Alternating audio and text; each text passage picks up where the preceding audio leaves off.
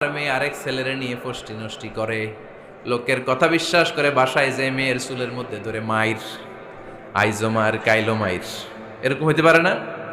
হয়তো ওই লোক আপনার মেয়ের মতো দেখতে আরেক মেয়েকে দেখছিল। এরকম হয় কিনা সমাজে? একজন এসে বললো, ভাই আপনি এখানে ভাবিরে তো দেখলাম ওই জায়গায় আরেক লোকের সাথে ঘোরাফেরা করতেছে, খবর রাখেন না বাসা? আপনি রেগে মেগে, ঘটনা কি? আমার খেয়ে আমার পরে আরেকজনের সাথে, যে এই বাড়িতে যে মাইর, কোনো কথা নেই। দেখবেন যে ছোট্ট মারামারি থেকে এই ঘটনা অনেক সময় বিচ্ছেদ বা ডিভোর্স পর্যন্ত গড়ায়, ঠিক কিনা? ওই যে শোনা কথায় কান দিচ্ছেন, ফাতাবাইয়ুন, আপনি চেক করেন নাই।